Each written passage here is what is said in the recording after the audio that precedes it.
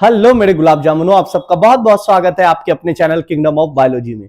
तो question answer के series में, बवाल क्वेश्चन आंसर के इस सीरीज में हम लोग बढ़ करके आज आ चुके हैं बायोटेक्नोलॉजी के एप्लीकेशन वाले चैप्टर पे। और आइए फटाफट से हम लोग बिना आपके समय को वेस्ट किए हुए फटाफट से हम लोग क्वेश्चंस पे आते हैं। तो आइए पहले सवाल की ओर बढ़े। तो कहता है कि right a short note on adenosine deaminase, यानी कि आपको एक शॉर्ट नोट लिखना है एडिनोसिन डीएमिनेज क्या है इस पे। तो बोला एडिनोसिन डीएमिनेज यानी जिसे हम एडीए भी कहते हैं, ये एक तरीके का एंजाइम है। क्या है? एक तरीके का एंजाइम जो कैटालाइज करता है किसको?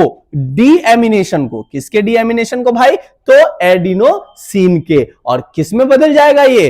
तो ये बदल जाएगा इनोसिन में। और इन ह्यूमन के अंदर जो एडीए है, इसकी डिफिशियंसी, कहिए कमी, ये एक तरीके का जेनेटिक डिसऑर्डर है जिसके कारण बहुत ही ज्यादा कहिए causes severe combined immuno deficiency, जिसे हम SCID कहते हैं। और ये एक बहुत ही डेंजरस लाइफ थ्रेटनिंग डिजीज या कहिए लाइफ थ्रेटनिंग कंडीशन है, ठीक है, जिसमें कहिए आपका इम्यून सिस्टम बहुत सारे हद तक कॉम्प्रोमाइज होगा। तो बोला इसका ट्रीटमेंट क्या है? तो ADASCID में जो इंक्लूडेड एंजाइम है, इसका रिप्लेसमेंट होता है। इसमें रिप्लेसमेंट थेरेपी होता है, कहिए बोन मैरो ट्रांसप्लांटेशन होता है, या कहिए कौन सा थेरेपी यूज होगा? Gene therapy. आगे हम लोग जीन थेरेपी क्या होता है ये भी समझेंगे। आइए अगर अपने अगले सवाल की ओर बढ़े तो बोला डिस्टिंग्विश कीजिए किसके किसके बीच में। आइए जान ही लेते हैं, जीन थेरेपी और मॉलिक्यूलर डायग्नोसिस के बीच में बताइए क्या क्या डिफरेंस है, या कहूं जीन थेरेपी क्या है और मॉलिक्यूलर डायग्नोसिस क्या है। तो फटाफट से ध्यान दीजिएगा, कहा जीन थेरेपी एम करता है ट्रीट डिजीज, मतलब डिजीज ठीक करना, by modifying a person gene, किसी पर्सन के जीन को क्या कर लेना है? मॉडिफाई, ठीक। This can involve replacing a faulty gene, यहां पे अगर कोई फॉल्टी जीन होगा तो उसको वहां पे उसको हटा के कहिए नया जीन वहां पे इंट्रोड्यूस किया जाएगा या इनएक्टिवेट कर दिया जाएगा म्यूटेटेड जीन को। इसी थेरेपी को हम लोग कहते हैं जीन थेरेपी। क्या कहते हैं? Gene therapy. इजी है बिल्कुल। फिर बोला क्या? मॉलिक्यूलर डायग्नोसिस, इसका यूज मॉलिक्यूलर टेक्निक के लिए, जैसे जो अपना PCR है, पॉलीमरेज चेन रिएक्शन, या कहिए डीएनए का सीक्वेंसिंग, ये आइडेंटिफाई करेगा स्पेसिफिक जेनेटिक सीक्वेंस को, स्पेसिफिक जेनेटिक सीक्वेंस को आइडेंटिफाई करके, और तब कहिए कि डिजीज को डायग्नोस किया जाएगा, डिटेक्ट किया जाएगा, मॉनिटर किया जाएगा उसके ट्रीटमेंट को। ये कहलाएगा मॉलिक्यूलर डायग्नोसिस। कोई दिक्कत नहीं। तो जीन थेरेपी और मॉलिक्यूलर डायग्नोसिस समझे। आगे अगर बढ़ते चलिएगा तो अगला क्वेश्चन बोला, वाह वाह, GMO जेनेटिकली मॉडिफाई ऑर्गेनिज्म पे कमेंट कीजिए या बताइए क्या है। ये भी सवाल अगर इस चैप्टर से पूछेगा तो जरूर पूछ सकता है। ये question one of the most important question है। तो भाई साहब यहां कहा गया है कि GMO genetically modify organism or organism, ये ऐसे जीव है whose genetic material has been altered, इनके जेनेटिक मटेरियल को क्या किया गया है? अल्टर किया गया है यूजिंग जेनेटिक इंजीनियरिंग टेक्निक। कौन से टेक्निक से? जेनेटिक इंजीनियरिंग के टेक्निक से। जब जीन को अल्टर किया या उस ऑर्गेनिज्म में छेड़खानी किया उसके डीएनए के सीक्वेंस में, या कहिए उसको मॉडिफाई कर दिया गया उसके जीन को, जेनेटिक सीक्वेंस को अल्टर करके, तो इसी को हम लोग क्या बोलेंगे? Genetic engineering. और ऐसे ऑर्गेनिज्म को जेनेटिकली मॉडिफाई ऑर्गेनिज्म बोलेंगे। और ये अलाउ करता है इंट्रोडक्शन ऑफ डिजायरेबल ट्रेट, जो चाहा हुआ मन चाहा ट्रेट है, इसको लाने में, या कहिए क्रॉप फसल में बेसिकली उसके प्रोडक्शन को बढ़ाने में, या उसे पेस्ट रेसिस्टेंट यानी किसी कीड़ा से रेसिस्ट करने के लिए बनाना है, या फिर उसमें न्यूट्रिशनल वैल्यू बढ़ाना है, तो वहां जेनेटिक इंजीनियरिंग का यूज होगा। और ऐसे जीवों को जेनेटिकली मॉडिफाइड ऑर्गेनिज्म कहेंगे। कहा क्या? While GMO offers potential benefit in agriculture में, तो इसका बहुत ज्यादा यूज है। अभी हम बोले कि एग्रीकल्चर में इसका बहुत यूज है, और इससे कहिए इंप्रूव्ड क्रॉप की वेराइटीज प्रोड्यूस होंगे। ठीक, आगे बढ़ेंगे तो कहा what do you understand by BT cotton क्या है? तो बेसिलस थ्रुंजेसिस तो आप पढ़े ही होंगे। कहा क्या? बीटी कॉटन, फेमस क्वेश्चन है ये भी, ये एक जेनेटिकली मॉडिफाइड कॉटन का वेराइटी है ना, that has been engineered to express a protein, जो कि किसी एक प्रोटीन को एक्सप्रेस करेगा। बेसिकली जो बेसिलस थ्रुंजेसिस जो बैक्टीरिया है, इसके प्रोटीन को एक्सप्रेस करेगा।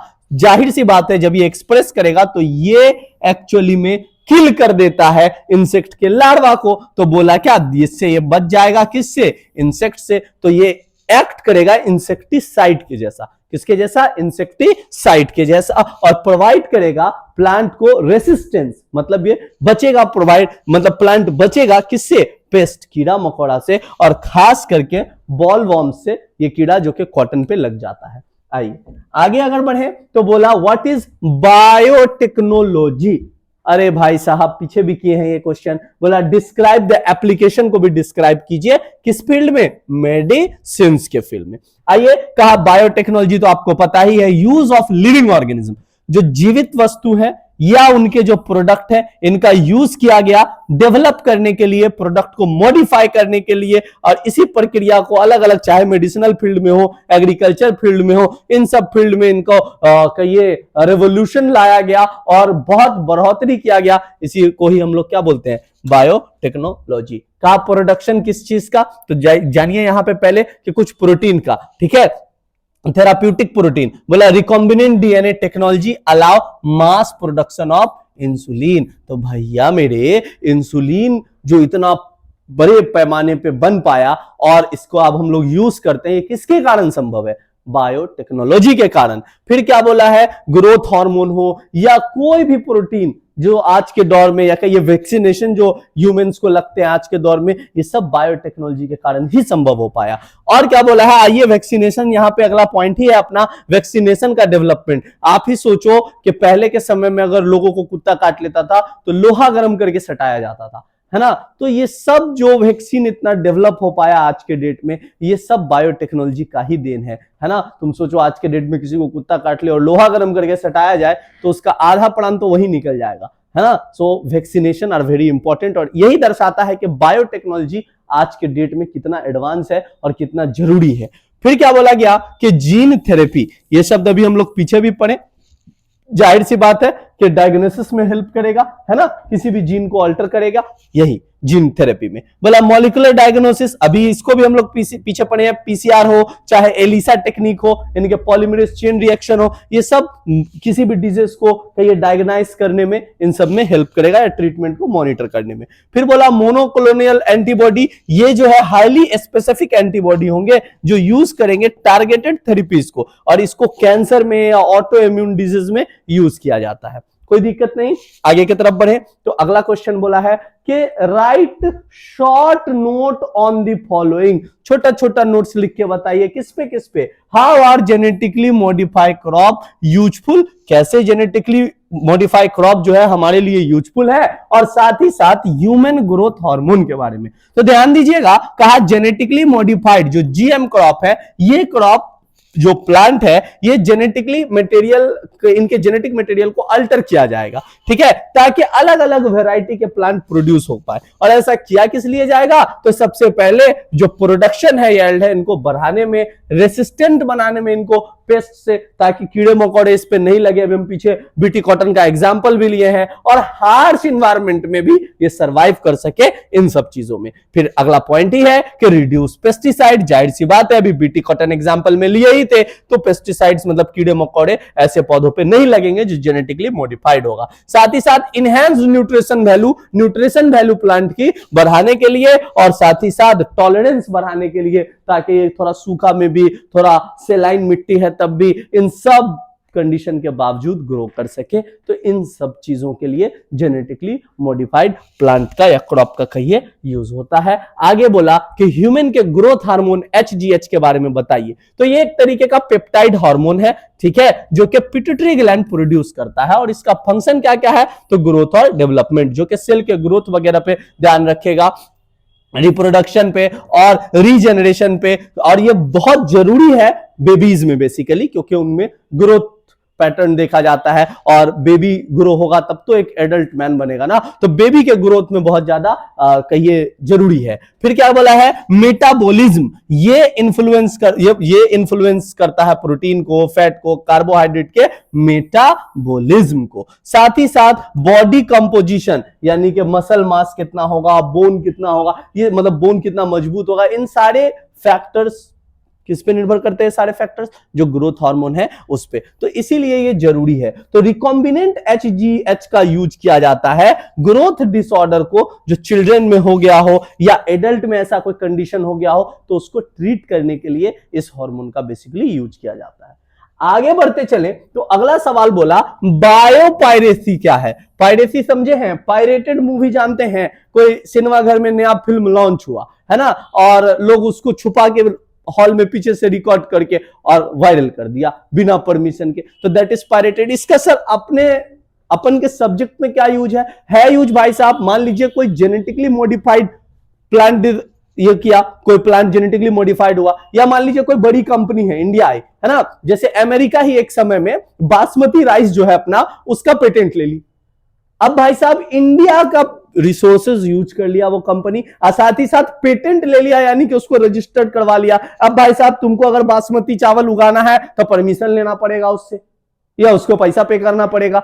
हालांकि सरकार बाद में इसको प्रोटेस्ट करने के बाद बैन कर दिया, नीम और टर्मरिक वगैरह का भी ले लिया था, बट सरकार इसको बाद में हटा दिया। ऐसा कुछ भी नहीं है अभी फिलहाल, तो अभी तो हम इतना तरीके का 22 तरीके का अराउंड बासमती राइस खा पाते हैं या उगता है अपने इंडिया में। तो कहा क्या कि बायोपायरेसी रेफर है कि किसी भी बायोलॉजिकल रिसोर्स जैसे प्लांट, एनिमल, माइक्रो ऑर्गेनिज्म का, ट्रेडिशनल नॉलेज का, कई कम्युनिटी का, बिना उनके ऑथराइजेशन के, है ना, एक तो यूज किए प्रॉपर, और साथ ही साथ बाद में उसको क्या करवा लिया, अपने नाम पे पेटेंट करा दिए, राइटफुल होल्डर बन गए, तो इसी को कहते हैं बायोपायरेसी। आगे सुना जाए, अगला शब्द कहता है हमें what do you mean by genetically modified organism. अभी पीछे ही पढ़े हम लोग, फिर से बोला कि जीएमओ को समझाइए, या दो बेनिफिट भी बताइए इसका। बोला ए जेनेटिकली मॉडिफाइड ऑर्गेनिज्म, जिसे हम जीएमओ कहते हैं, वो एक ऑर्गेनिज्म है whose genetic material has been altered। अभी बताए जेनेटिक इंजीनियरिंग के प्रक्रिया से इनका जेनेटिक या कहिए जो सीक्वेंस है या कहिए जो जेनेटिक मटेरियल है, इनमें इसमें क्या हो जाएगा, अल्टरेशन, कोई भी चेंजेस अल्टरेशन हो जाएगा। ठीक है, अब बोला 2 बेनिफिट है जीएम क्रॉप के, कौन कौन, फटाक से देखते हैं। इंक्रीज्ड क्रॉप याइल्ड, पीछे भी अभी जस्ट हम लोग पढ़े हैं कि फसल के पैदावार को बढ़ा देगा, है ना, साथ ही साथ इसे पेस्ट रेसिस्टेंट भी बना देगा, हर्बिसाइड्स भी बना देगा, टॉलरेंट बना देगा, समझ में आया ना, और हायर याइल्ड के क्रॉप प्रोड्यूस होंगे जिससे कम फसल बर्बाद होगा। साथ ही साथ रिड्यूस करेगा पेस्टिसाइड के यूज को, यानी कि अब हमको अलग से उसमें कीड़ा छींटने का दवा ये सब नहीं डालना पड़ेगा, और इससे हमारा एनवायरमेंट और ह्यूमन हेल्थ भी थोड़ा ठीक रहेगा। सो दैट्स व्हाई जो जेनेटिकली मॉडिफाइड प्लांट या क्रॉप कहिए वो है नेसेसरी। आगे बोला है भाई साहब, name the transgenic cow which type of special protein is present in it. सीधे सीधे याद रखना है रोजी के बारे में। आहा कितना सुंदर ही नाम है, क्योंकि रोजी के बारे में एक नहीं दो नहीं कई दफा या तो एमसीक्यू में पूछा हुआ है, पूछा ही है, आप प्रीवियस ईयर देखिएगा, या शॉर्ट में पूछ देगा। बोला द ट्रांसजेनिक काउ, जिसका नाम क्या है, रोजी, ये डेवलप्ड हुआ 1997 में, जो कि produces milk enriched with human alpha, ठीक है, लैक्टा, जो कहिए लैक्टा अल्ब्यूमिन, ठीक है, तो ह्यूमन अल्फा लैक्टा अल्ब्यूमिन ये प्रोटीन ये कहिए बेसिकली इसके मिल्क में प्रेजेंट होगा, जिसका नाम है रोजी। इस काउ को कहिए मॉडिफाइड किया गया था, कब, 1997 में। ये एक तरीके का ट्रांसजेनिक काउ है, ट्रांसजेनिक एनिमल वही जो जेनेटिकली मॉडिफाइड एनिमल हो। बोला a protein beneficial for human infants, जो बेबी, इन्फेंट मतलब नवजात शिशु, जो बच्चा अभी पैदा ही हुआ है उसके लिए ये प्रोटीन बहुत ज्यादा जरूरी है। तो साथ ही साथ मैं फिर से कहूं, ये अपने सवाल है किसके, बायोटेक्नोलॉजी के। एप्लीकेशंस के आपके हो गए सर बहुत कम ही क्वेश्चन है, तो भाई साहब जो प्रीवियस ईयर में है इतना ही सवाल पूछा था, रिपीटेटिव पे सवाल रहता है, रोजी के बारे में ही कई दफा एमसीक्यू में जरूर पूछा होगा। और मैं फिर से कहूं, अगर आप बवाल क्वेश्चन आंसर सीरीज से जुड़े हुए हैं, बवाल एमसीक्यू सीरीज से जुड़े हुए हैं, तो इसका फायदा आपको अभी उतना नहीं समझ में आएगा, लेकिन जब आप एग्जाम हॉल में बैठे होंगे और आपसे धकाधक जब क्वेश्चन बनेगा तो आपको समझ में आएगा, ओ माय गॉड, ठीक किए थे कि बवाल क्वेश्चन सीरीज ज्वाइन कर लिए थे, ठीक किए थे कि बवाल एमसीक्यू भी देखे थे, और साथ ही साथ आपके लिए बवाल रोड मैप सीरीज भी अवेलेबल है, उसको भी जरूर देखिए। और जब मैं पूरा ही सिलेबस बहुत जल्दी खत्म करने वाला हूं, तब उसके बाद हम लोग चलेंगे डू नॉट स्किप टॉपिक की तरफ। तो मैं फिर से कहूं कि अगर आप अभी भी नहीं देख पाए हैं तो प्रीवियस पूरे लेक्चर्स को फटाफट से कवर कीजिए, क्योंकि ये important question answer previous year के क्वेश्चन आंसर मैंने कराया है, और इन सबको अगर आप डन कर लीजिएगा तो आप एग्जाम में बवाल जरूर मचा पाइएगा। तो आज के लेक्चर में बस इतना ही। वीडियो पसंद आया हो तो लाइक करें, चैनल को सब्सक्राइब करें। बहुत बहुत धन्यवाद।